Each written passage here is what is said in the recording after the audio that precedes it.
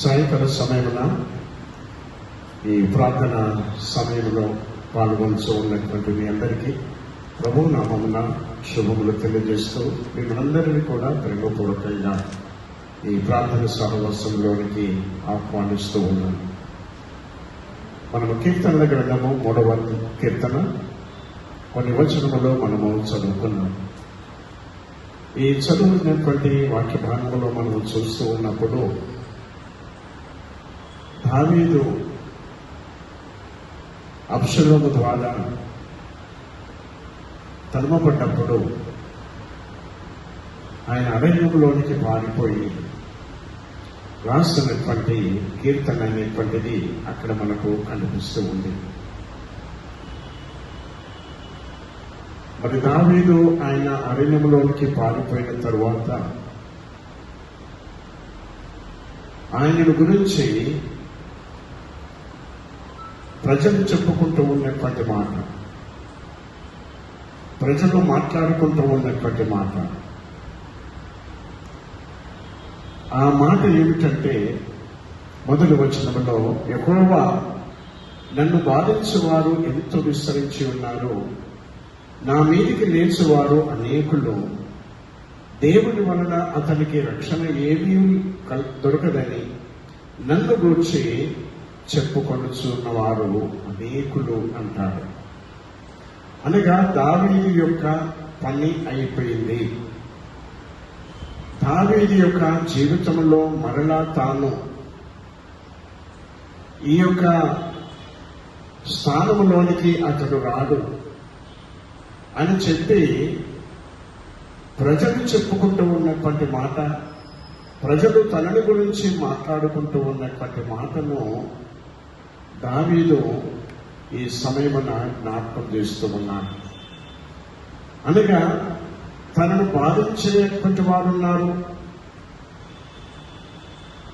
మరి తన విషయంలో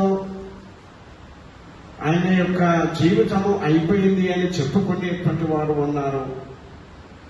వారందరి విషయంలో మరి దావీదు ఇక్కడ మనందరికీ గుర్తు చేస్తూ ఉన్నాడు.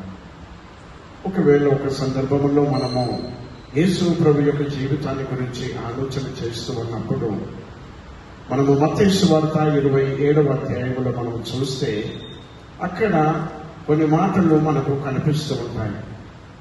మనం చూసినప్పుడు 39వ వచనంలో నుండి చూస్తే, ఆ మార్గమున వెలుచుండిన వారు తలలూచుచు దేవాలయమును పడగొట్టి 3 దినములలో కట్టువాడా, నిన్ను నీవే రక్షించుకొనుము, నీవు దేవుని కుమారుడవైతే శిలువ మీద నుండి దిగుమని చెప్పుచు ఆయనను దూషించిరి.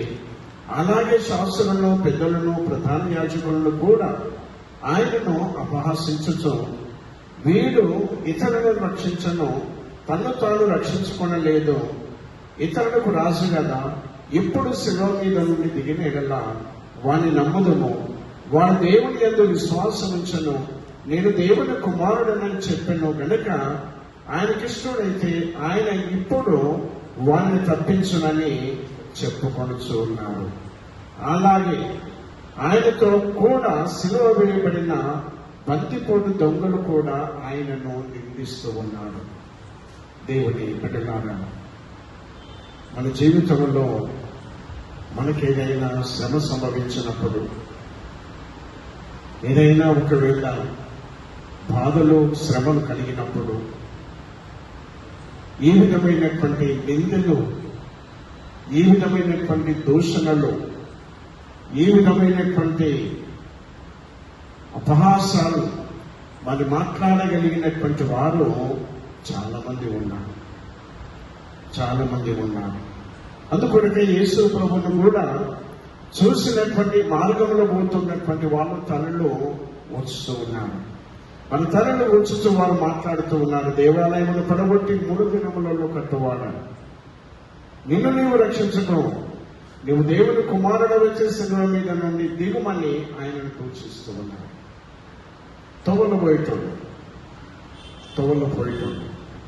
తర్వాత శాస్త్రులు, పెద్దలు, ప్రధాన యాజకులు కూడా ఆయనను అపహాసిస్తూ ఉన్నారు. వీడు ఇతరులను రక్షించండు, తను తాను రక్షించుకొనలేడు. ఈయన ఇతరులను రక్షించలేని తను తాను రక్షించుకోవడం లేదు. ఇశ్రాయేలు రాజు కదా, ఇప్పుడు శిలువ మీద నుండి దిగినడలా వాణ్ణి నమ్ముదుము అంటూ ఉన్నాడు. నువ్వు ఇప్పుడు శిలువ మీదకి వెళ్ళి దిగు, మేము నిన్ను నమ్ముతాం. అట్లానే దొంగలు కూడా, ఆ బందిపోటు దొంగలు కూడా ఆయన నిందిస్తూ ఉన్నారు. దేవుని బిడ్డలారా, ఒకవేళ దావీదు యొక్క జీవితంలో కూడా ఇదే సంఘటన మరి జరిగినటువంటి దానిని యేసయ్య యొక్క జీవితంలో కూడా ఇదే సంఘటన జరిగి ఉంది. ఆ సంఘటన విషయంలో ఇక్కడ దావీదు జ్ఞాపకం చేస్తూ ఉన్నాడు. ఒకవేళ నా మీదకి లేచేవారు చాలా మంది ఉన్నారు, నన్ను బాధించేవారు ఎంతో మంది విస్తరించి ఉన్నారు, నా వలన అతనికి రక్షణ ఏమీ దొరకదని, దేవుని వలన అతనికి రక్షణ ఏమీ దొరకలేదని నన్ను గురించి చెప్పుకొనుచున్న వారు అనేకులు ఉన్నారు అంటారు. నిజమే. మరి ఆ విధముగా దేవుడే మరి రక్షించలేనటువంటి స్థితిలో, దేవుడే కాపాడలేనటువంటి స్థితిలో మరి దావీదు మరి చిక్కుకొని ఉన్నాడు, యేసయ్య కూడా అదే పరిస్థితులలో ఉన్నాడు అని ప్రజలు అనుకుంటూ ఉన్నట్లుగా ఈ సాయంకాల సమయమున మనకున్నటువంటి మన పరిస్థితులను చూసి మాట్లాడుకుంటూ ఉన్నటువంటి వారు ఉంటూ ఉన్నారు. అయితే దేవుడు మనందరికీ కూడా ఒక విషయాన్ని జ్ఞాపకం చేస్తూ ఉన్నాడు.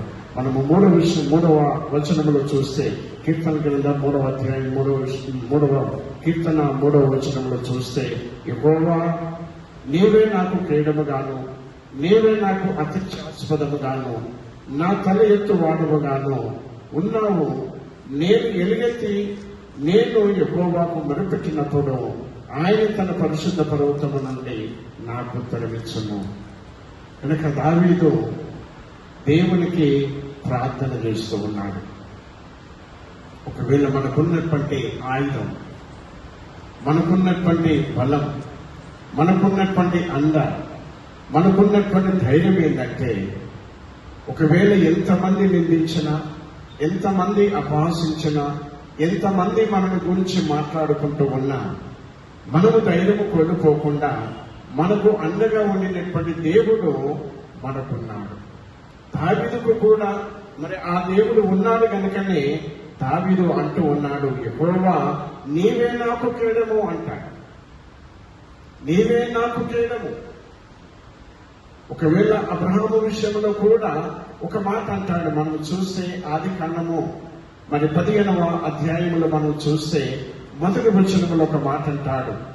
ఇవి జరిగిన తర్వాత యెహోవా వాక్యము అబ్రాహామునకు దర్శనమందు వచ్చి, అబ్రహామా భయపడకుము, నేను నీకు కేడము అంటాడు. కనుక అబ్రహాము కూడా భయపడుతూ ఉన్నాడు. ఆ భయపడుతూ ఉన్నటువంటి ఆ సమయంలో దేవుడు అబ్రహామునకు ప్రత్యక్షమై ఆయనకు సెలవిస్తూ ఉన్నాడు, నీవు భయపడకు, నేను నీకు కేడముగా ఉంటూ ఉన్నాను అని చెప్పాడు. ఒకవేళ ఈ కేడము అనేటువంటి మాటకు డాలు అనేటువంటి అర్థం ఉంది. మరి యుద్ధ సమయంలో ఒకవేళ మనుషుని కొట్టడానికి ముందు ఆ వ్యక్తికి మరి డాలు ఉంటూ ఉన్నది. ఏదైనా ఒకవేళ వారు కొట్టదలుచుకుంటే దాన్ని తాకిన తర్వాతనే ఆ వ్యక్తికి మరి తగులగలుగుతూ ఉంటాడు. అందుకొరకే ఎటువంటి పరిస్థితులు ఉన్నా ఒకవేళ దేవుడు మనకు అడ్డుగా ఉన్నాడు, దేవుడు మనకు కేడముగా ఉన్నాడు, దేవుడు మనకు డాలుగా ఉన్నాడు కనుక ఆయన తరువాతనే మనలను ఏదైనా ముట్టగలుగుతుంది అనేటువంటి ఆ నమ్మకాన్ని అబ్రహాముతో గుర్తు చేస్తూ ఉన్నాడు. అందుకొరకే అబ్రహాము భయపడకు, నేను నీకు కేడము అంటూ ఉన్నాడు. మనము యోబు గ్రంథం చూస్తే 1వ అధ్యాయము 10వ వచనములు చూసినప్పుడు యోబుతో కూడా మరి దేవుడు ఆయన ఏ విధముగా ఉంటూ ఉన్నాడు, ఏ రకంగా దేవుడు ఆయనతో ఉంటూ ఉన్నాడు అంటే అక్కడ సాతాను జ్ఞాపకం చేస్తూ ఉన్నాడు. నీవు అతని ఇంటి వారికి అతనికి కలిగిన సమస్తమునకును చుట్టూ కంచె వేసితివి గల నీవు అతని చేతి పనిని ఆశీర్వదించుట చేత అతని ఆస్తి దేశంలో బహుగా విస్తరించి ఉన్నది అంటారు. సాతాను చెప్తూ ఉన్నాడు. సాతాను ఎన్నోసార్లు ఒకవేళ ఆ కుటుంబంలోనికి రావడానికి, ఆ మనుషులలోనికి రావడానికి, ఆ ప్రాంతంలోనికి, ఆ ఇంటిలోనికి రావడానికి సాతాను ఎన్నోసార్లు ప్రయత్నం చేసింది. కానీ దానికి సాధ్యము కాలేదు. ఎందుకు అంటే యోబు కుటుంబానికి దేవుడు డాలులాగా ఉన్నాడు. యోబు కుటుంబానికి దేవుడు ఒక కేడముగా ఉంటూ ఉన్నాడు. అందుకొరకే అది దాటి రావడానికి దానికి శక్తి లేకుండా పోయింది. అందుకే సాతాను చెప్తూ ఉన్నది, నీవు అతనికి, అతని ఇంటి వారికి, అతనికి కలిగిన సమస్తమునకును చుట్టూ నీవు కంచె వేస్తున్నావు. అనగా దేవుడు ఒక కేడముగా ఉండి యోబును రక్షిస్తూ ఉన్నాడు, తన పిల్లలను రక్షిస్తూ ఉన్నాడు, తన కుటుంబాన్ని కూడా దేవుడు రక్షిస్తూ ఉన్నాడు. అందుకొరకే మరి దావీదు సెలవిస్తూ ఉన్నాడు, యెహోవా నీవు నాకు కేడముగా ఉన్నటువంటి దేవుడము అని. అక్కడ దేవునికి ఆయన ప్రార్థన చేస్తూ ఉన్నాడు. ఆయన ప్రార్థన చేస్తూ ఉన్నప్పుడు మరి దేవుడు ఆయనకు కావలసినటువంటి జవాబును కూడా ఇచ్చాడు. దేవుడు అతనితో మాట్లాడాడు. కనుక ఈ సమయంలో మనము దేవుని సన్నిధిలో ప్రార్థన చేయబోతూ ఉన్నాం. ప్రార్థన చేసేటువంటి సమయంలో నీవు ఎవరి కొరకు ప్రార్థన చేయాలి అంటే, మనల్ని హింసించే వారి కొరకును, మనల్ని దూషించే వారి కొరకును, మనల్ని అపహాసించే వారి కొరకును, మనల్ని ఎగతాళి చేసే వారి కొరకును మనము దేవునికి ప్రార్థన చేయాలి. అందుకొరకే ఆ మాట అంటూ ఉన్నాడు 7వ వచనములో, యెహోవా లెమ్ము, నా దేవ నన్ను రక్షించుము, నా శత్రువులందరినీ దవడ ఎముక మీద కొట్టుము, వాడవు నీవే, దుష్టుల పన్ను విరుగుగొట్టు వాడవు నీవే అని అక్కడ దావీదు ప్రార్థన చేస్తూ ఉన్నాడు.